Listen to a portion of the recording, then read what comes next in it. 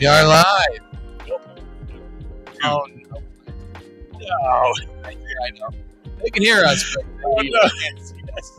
You know what's magical though is I figured out after edit the live stream or the recorded version later. Oh, right within YouTube. I think Facebook might do the same thing. Yes, I think you're right. Dang it! I had such an epic Flynn Rider thing going on, the smolder. When the stream started. I know, right? And then it's frozen on my on the face. smolder. Oh my gosh, you're right. It is. Oh, but it's man. an awkward smolder. Ladies and gentlemen, just give us 1 second to get this ironed out. Man, what am I? Yes, Austin, we know, and I'm sorry that the video is frozen in such an awkward face. Oh no, it's a beautiful face. Come on, thanks. Don't Thanks, judge man. yourself on that. Yeah, thank absolutely. you. And your face in the frozen image looks very wise. It's true. Yeah, very. Like you're ready to bestow wisdom upon me. I don't want to remove. Pour your wisdom into me, Ethan. I can only do so much. All right. Okay. Maybe this will work. No. Can I This is what happens when we get out of our stride. Dude, I can't. The problem is this only happens every the first couple times. Then it's fine, and then what to do? Saint Michael, the archangel, defend us in battle. Be our protection against the wickedness and snares of the devil. May God rebuke him, we humbly pray.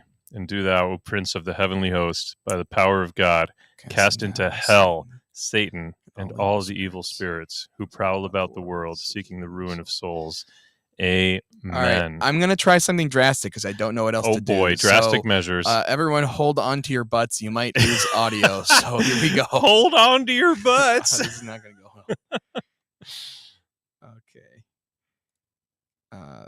What happened? Did that do anything? Am I getting anything? Oh, nice. I like the several audios. Yeah, I just wanted to see what was happening.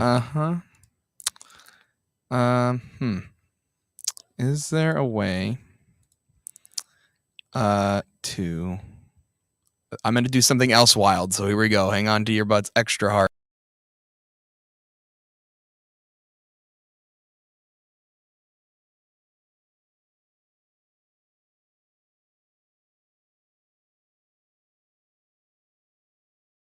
There's some really beautiful, stimulating ASMR. Oh, I'm sure it did. Hey, I think we're live, man. I think you did it. I think that I did it. And you know what I did? It's magical. I just it's really easy. Everybody can do it. You just reload the page. I don't know if you couldn't hear us for the last couple of minutes. You just got to pull the cartridge out and blow on it. That's all it is. I wish that was actually a solution. Because if it was, man. Oh, where's the cartridge that I can get a hold of? Oh my gosh. Guys, all right, let's go back to the top here. Welcome to the Nick de la Torre show. I am here with my good buddy, Ethan Nagy, the producer extraordinaire at Awakened Catholic. How you doing, brother? We're here. Yeah, I'm doing great. It's going to be an eventful day. It has been already. So tell me more about your eventful day. Well, so once we're finished here, which today is going to be a shorter live stream, unfortunately. Sorry, everyone. But once we're finished here, I am going to be going to Perrysburg Junior High to participate in alumni night with the marching band. So, okay. Should be a fun time. Should be very exciting. So you were in the marching band? Yes. What were you? I played alto saxophone. Like the really tall one? No, like the really short one. That was an I'm Cuban joke. I don't get the joke. Because the word alto means tall in Spanish. Oh, you're right. It does. Look at you. Ladies and gentlemen, I got big news. It's got true. Big news today. All right? If you're hearing me say that I got big news, and what you're hearing is it can't be that big. You're wrong to think that. You're wrong to not listen specifically in a literalist way to the words I am telling you. I got big news today. Okay. On Monday night of this week, actually, Monday night of this week, I finished the manuscript for my first book. Woo! Thank you, Ethan. Thank you. See, that's where we need those little audio triggers. Yeah, like an audience or something screaming and yelling and cheering for you. And then like a big bass drop in the moment that I said, I got big news. We should work on that. Where's Anyway, where's the Steve Jobs? Yeah, come on. Where's the like you standing on stage? I Oh, wait a finished minute. the manuscript. You are on a stage. You're not standing though. So. Yeah. Guys, I've been this is something I've been wanting to do for a long time. It's something that I've been working on for a long time. And actually, it's funny because the book that I've been working on for probably about a year and a half is not the book that I just finished. And that's a metaphor for our lives, I think. A lot of times the things that we think are the way it's supposed to go, Ooh. God is like, hold on a second. That's not the one, not right now. And then out of nowhere comes this other book. It's true. And I wrote it. And it's in the editing phase right now. Got lots of hands on it. It's freaking me out. It's been really cool, actually, because I poured my heart into this book in a pretty aggressive, intense way. Specifically, my target audience, the topic is the Eucharist. And my target audience is lapsed or nominal Catholics or Protestants.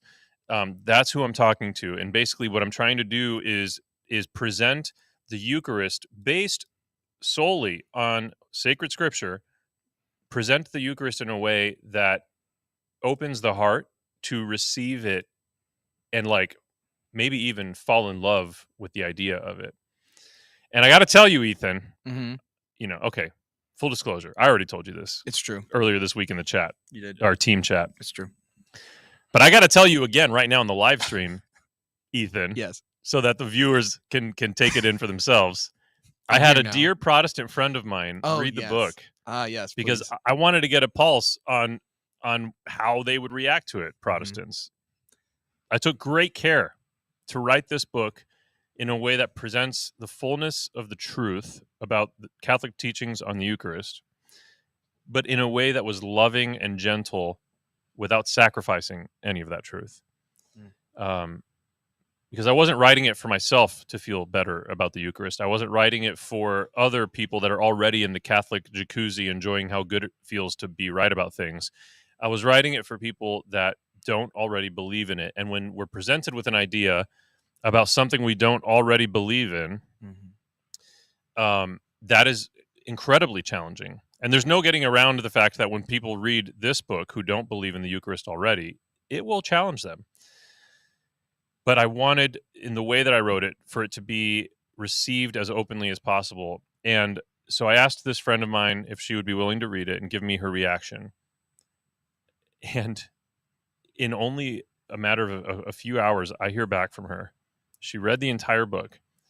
And she says to me that, oh man, what was the exact phrasing? It was so moving. Let me pull it up here, actually. Wow.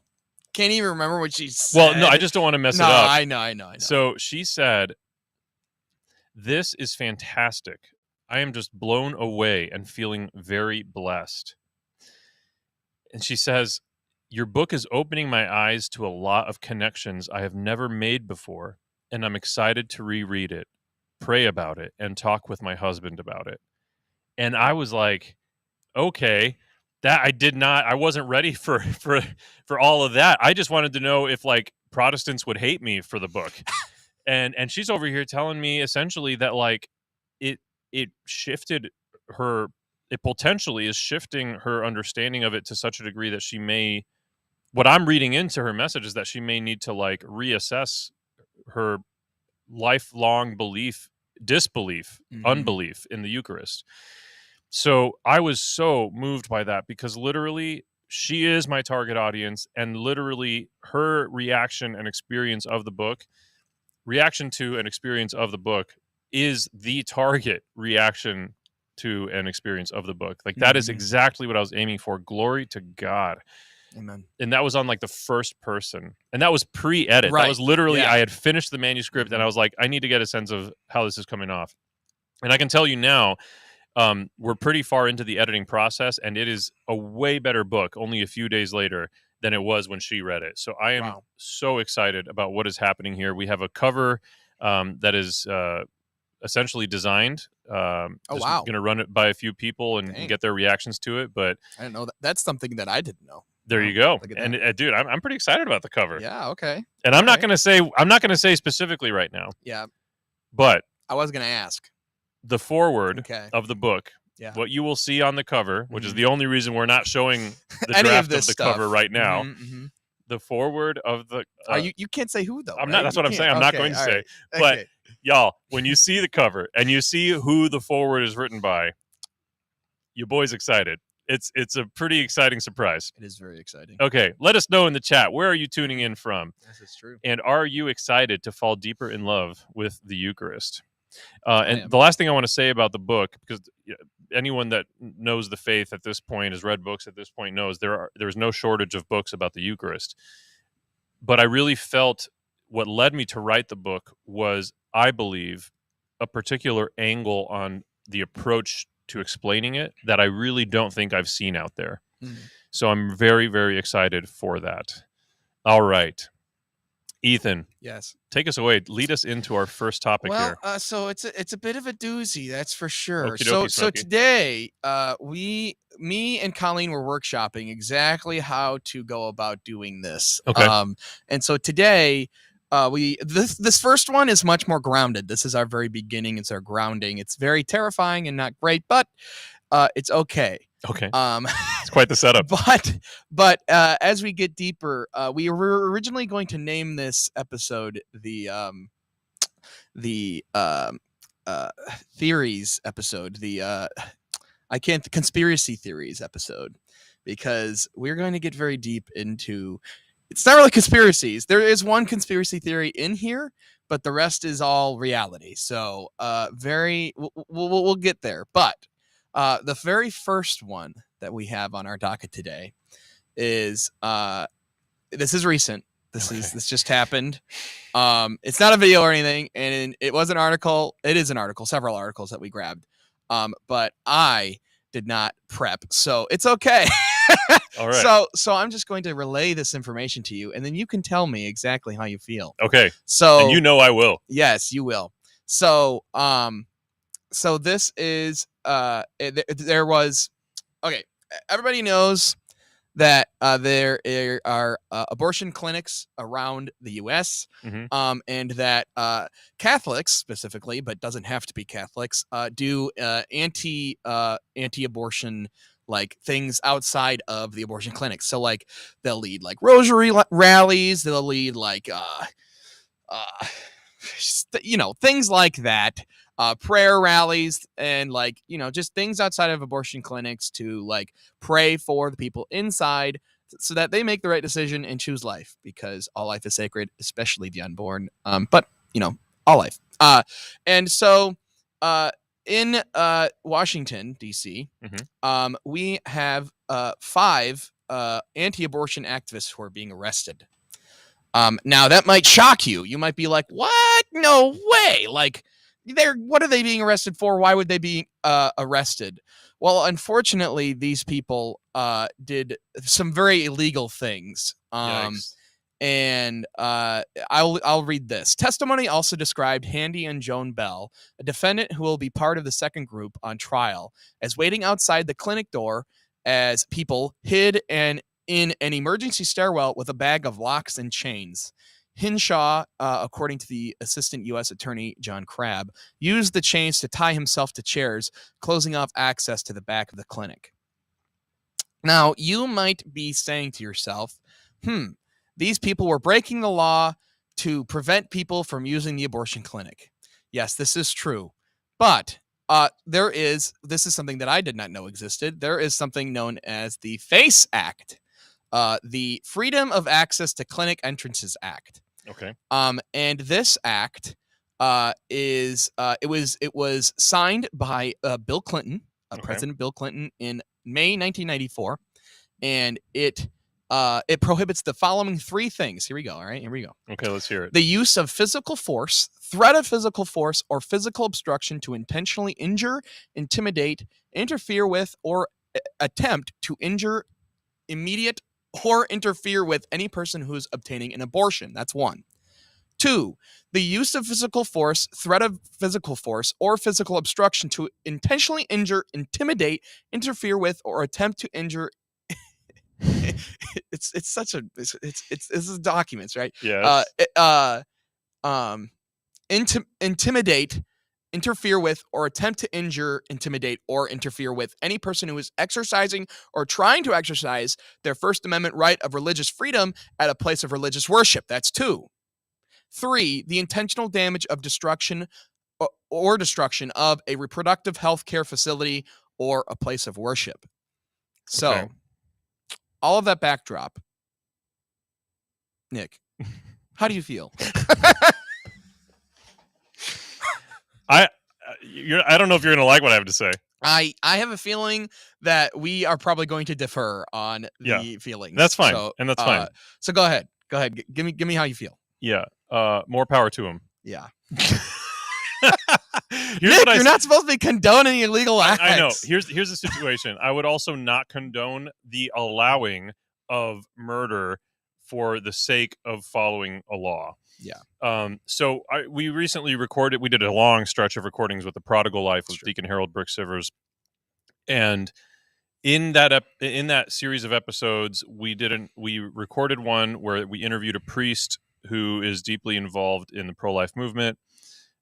We haven't released the episode yet, so don't look for it. But I actually, something dawned on me while we were recording this episode, and I was like, man, if I was chained up in a room, if I was bound, and I was there to be tortured and then ultimately murdered, I am in that moment entirely uninterested in a bunch of nice old ladies praying the rosary outside my window.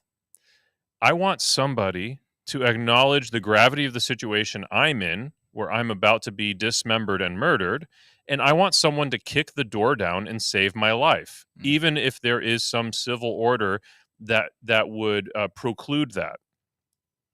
So I'm really, honestly, right now on a journey of struggling with this question, and I have been ever since we recorded that episode, because I understand the importance of being civil outside of extreme moral situations.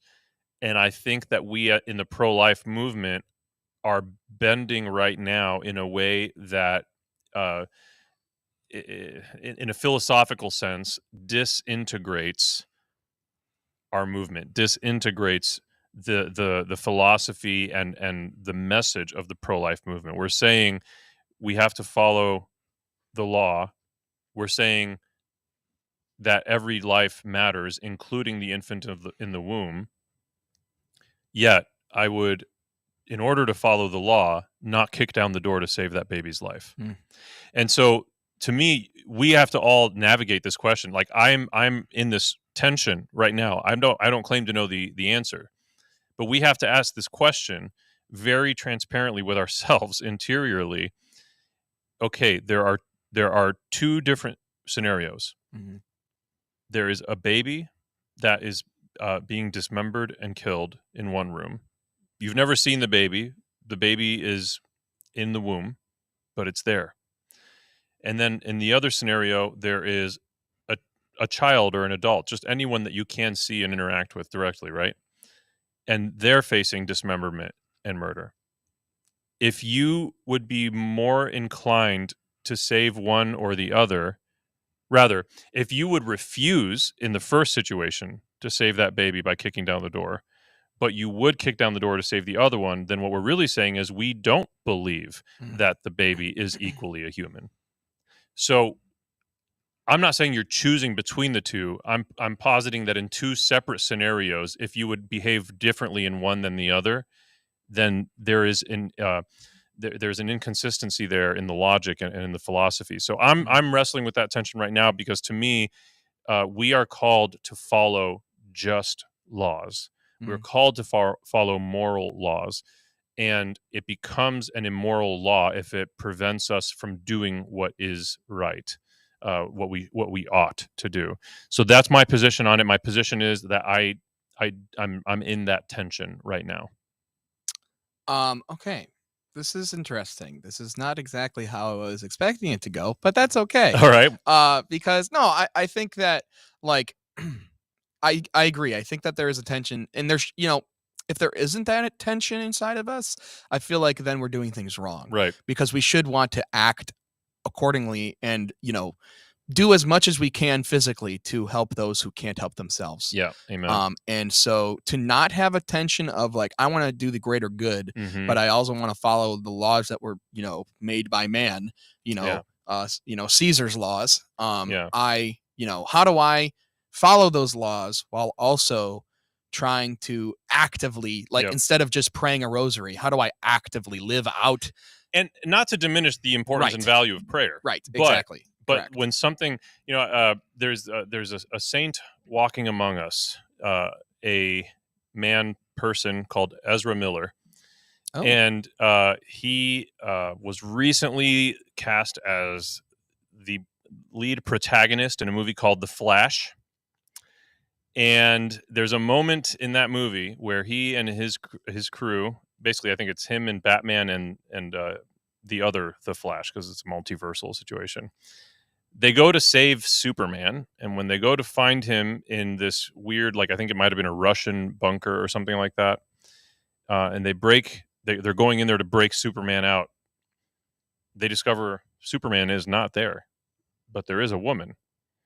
Later, you discover it's Superwoman, and she ends up asking the Flash, Ezra Miller's character, "Why did you help me when I wasn't who you were looking for?"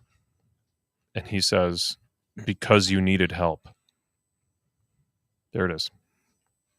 Interesting. Ezra Miller, huh? Yeah, he's a terrible person. I was Okay. joking about that. Okay. I I mean, was God very, bless him. I hope. I was pray. very concerned there for a moment. I pray that he Okay. repents.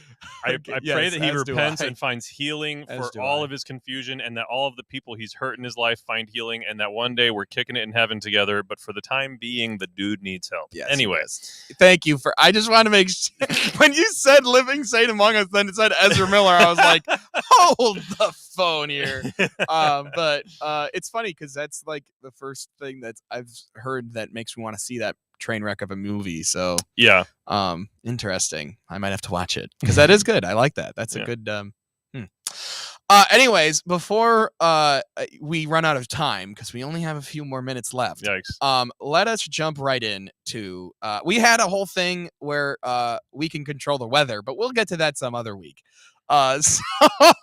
So we're gonna jump right in. So everybody knows the Maui fires. Yeah. And this is where the conspiracy theories. Oh, jump boy. Right in. So Wait, so we're getting into conspiracy theories here. Yeah. We had some chat activity that I don't want to ignore. yes. Yeah, So yeah. when you first mentioned conspiracy theories, Austin Mass said, "Conspiracy theory equals spoiler alert." Yeah.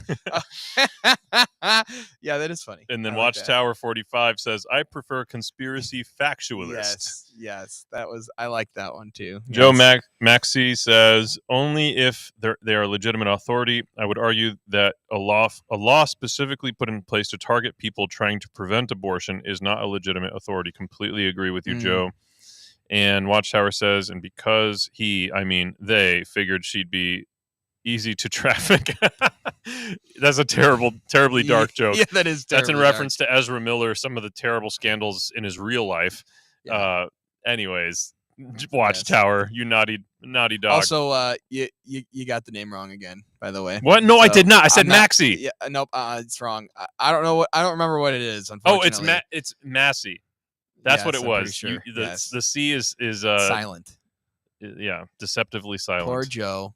He'll never forgive you. You know what? It'll I be don't a- forgive his No, ancestors. you know what? Actually, better yet, this is Mhm. a running joke that I'm glad that we have going. Yeah. I'm glad because now everybody gets to see. Look, Macy. That's what everybody says in the comments. It's Macy. I don't buy it. I don't buy it either, but that's okay. I think this is a conspiracy. I'm with you. All right. Everybody says Macy, and I think it's a conspiracy. Let's This go is to one. let's go to You're right. Maui. Let's Yes, talk about all The right. Rock and So- Oprah Winfrey and Maui. So people are claiming. I'm not going to go too far into this because I looked at the article again today, and I just don't like it. It's too Okay. far conspiracy theory. All right. But basically, what people are saying is that a long and short of it is that there was something to do with people who rich people who have access to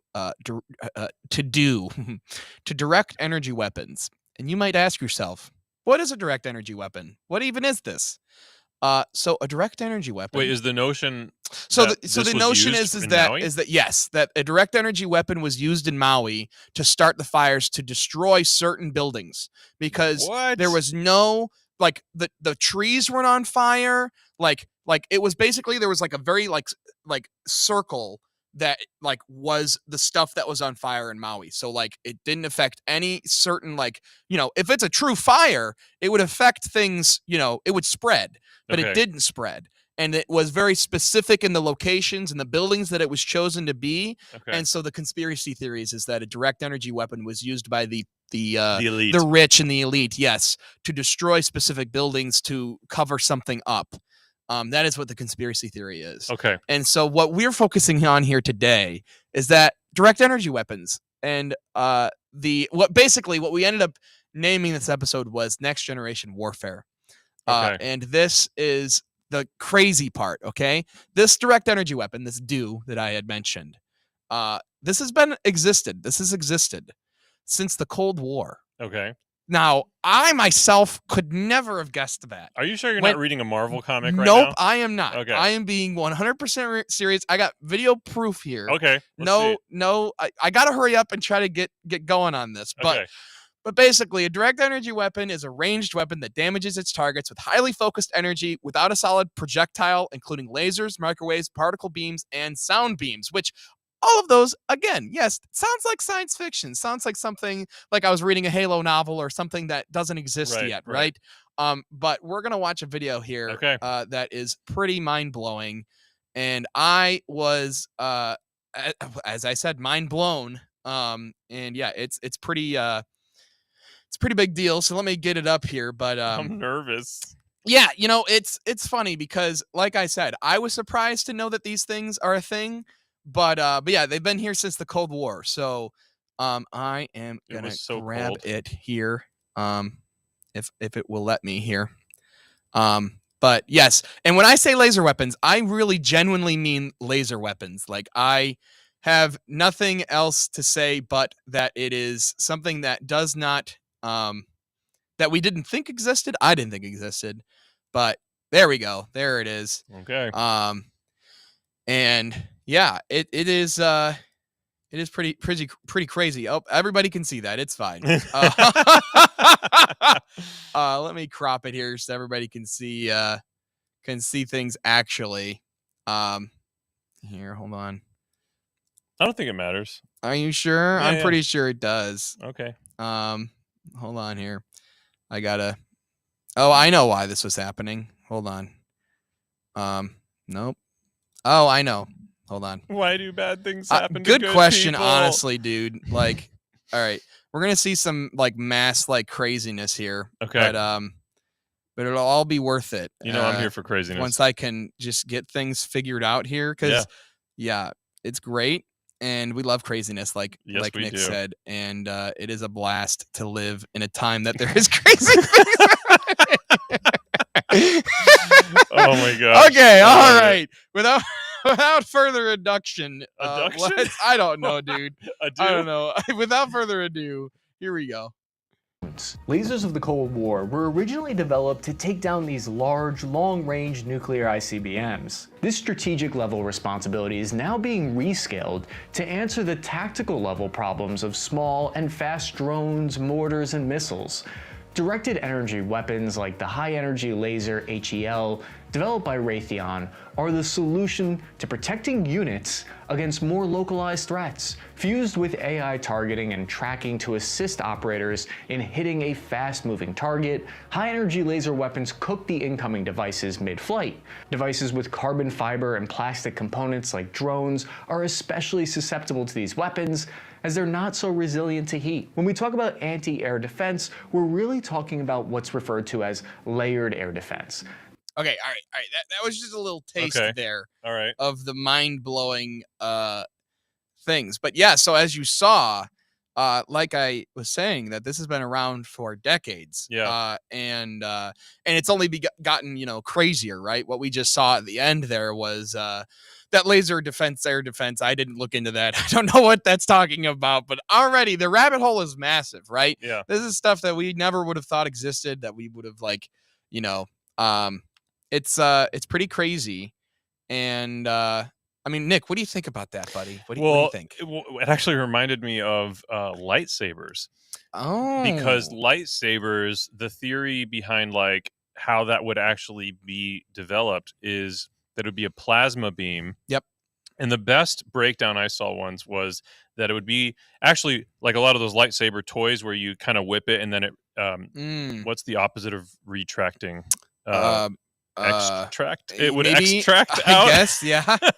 I guess. Let us know in the comments what words are. It's true. Anyways, We're clearly struggling. yeah. Today. So, Sorry. anyways, you would do that, and the sections of it would basically be made of like a ceramic that could withstand the insane heat of plasma, and it would have little holes all throughout it, so that the plasma would basically create that cylindrical plasma blade in a sense. Yeah. And so, yeah, totally interesting because it's like we actually can achieve that now. Yeah. The only thing holding us back from having lightsabers that work that way is a power source that is small enough to power such a device. Yeah. But the technology to create such a blade that'll cut through almost any material exists. We have the ability to create that. Yeah, because it's actually. I mean, I guess we could go into the second video that kind of goes more in depth because what you were just talking about, like batteries. Yeah, the fun thing about this thing, I'm just going to play the video because I think it is interesting. So let me get it up here. Yeah, it is interesting, and I myself have, like I said, dreamt of this all my life, but now it's a reality. Right? You know what that reminds me of? The movie Storks, when the chicken is trying to fly, and it's like all of my dreams are coming true, and then it all becomes a disaster. How can my dreams go so horribly wrong? Oh my gosh! All right, here we go. Given the precision of the laser, you can actually pick exactly where you want to shoot. So it's incredibly precise. Let's say this is your beam, right? You can pick on the drone exactly where you want to target it. So if you have a drone coming on, you can take this beam and you can move it around, and shoot, target the rotor. So it's an incredibly precise weapon system. And that's kind of the kill chain. So you get the cue, from a click of a button, it's going to come on your screen through the EOIR sensor, and then you can select your aim point, and you will actually, while you're firing, you will see the laser affect the target. I asked the Raytheon expert how much ammunition it has, and I got the answer every soldier dreams of: infinity rounds. What? 300 seconds of continuous fire in the battery, and the weapon's battery recharges constantly, so you never run out of ammo. And you don't have to worry about a nightmare logistical supply chain. It takes a few gallons of gas to shoot all day. As long as you're connected to a generator or power source, the magazine is unlimited. So you can shoot 30 targets, at which point you would recharge your battery. Usually that takes about 20-30 minutes. The laser systems are designed such that while you're shooting, your battery is in a continuous state of recharge. Like, wow. That's just crazy to me.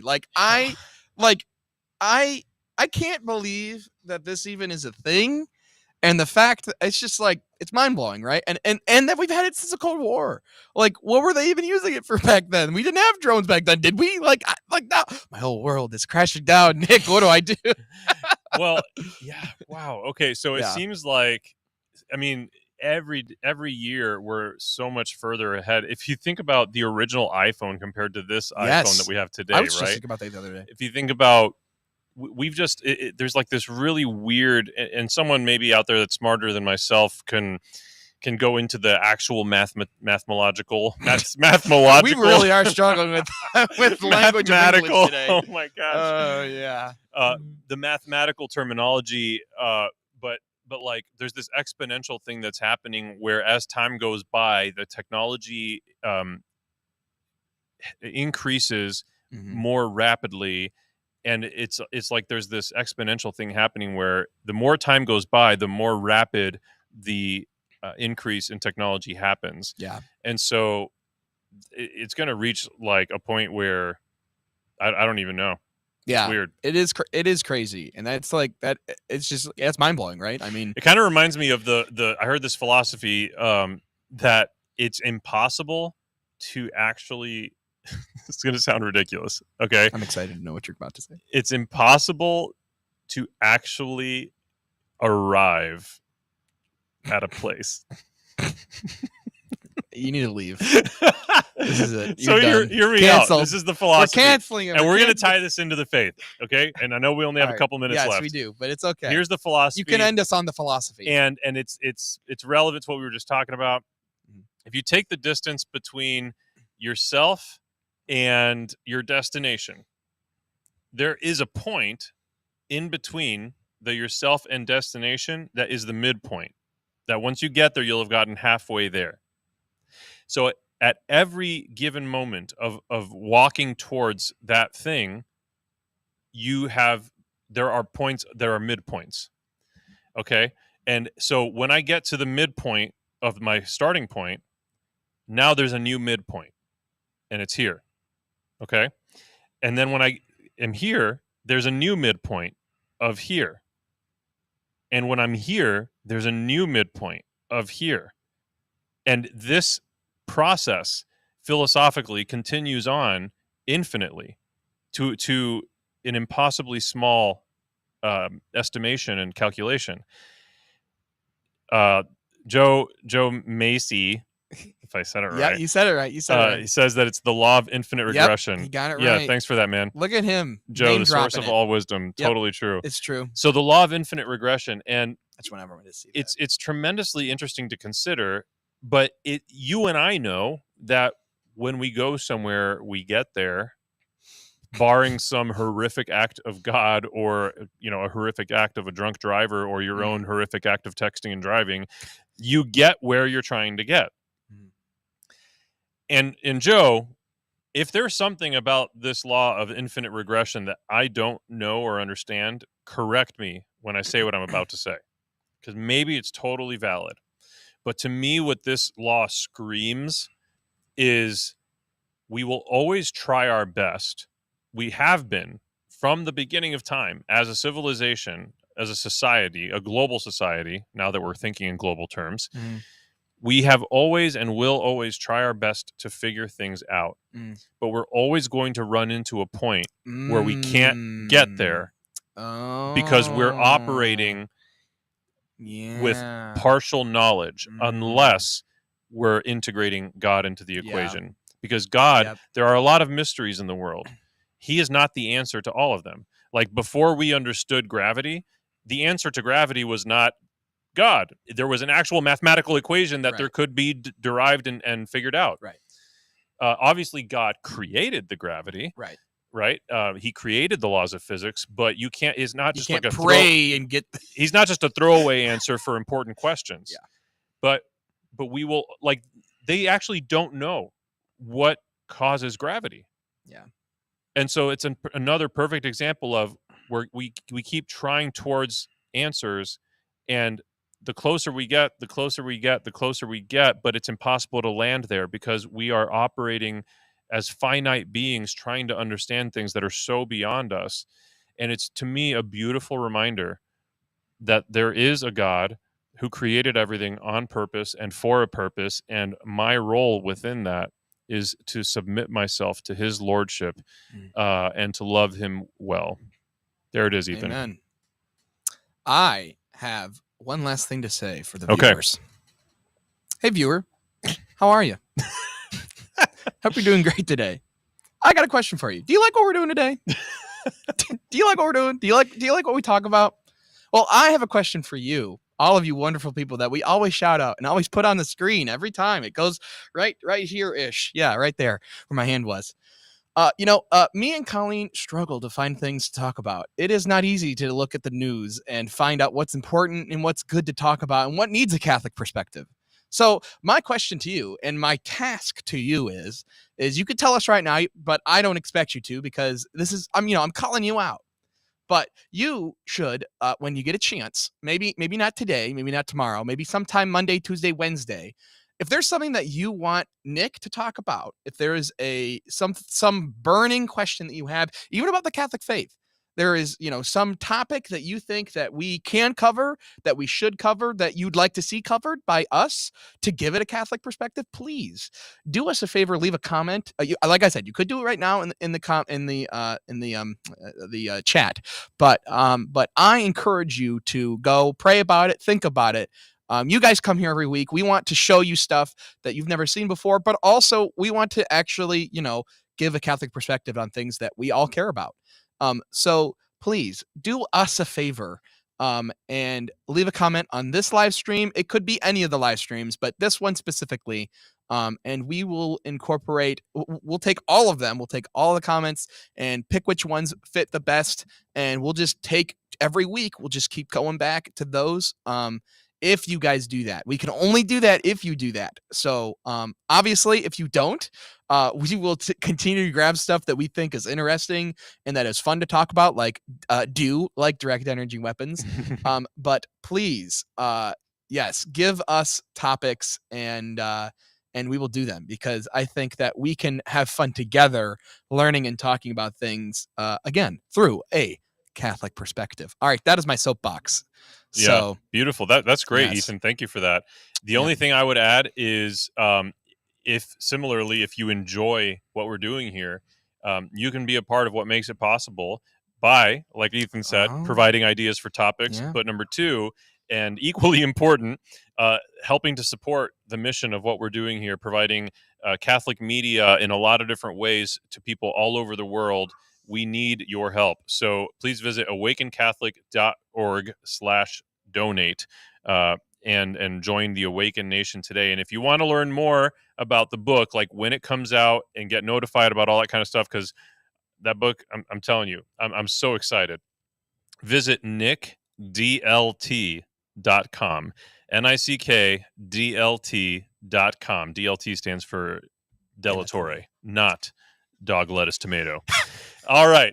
I have been Nick. This has been Ethan. This has been your Friday afternoon with the Nick Della Torre Show. And before you go, I just need you to know that Jesus loves you. Peace.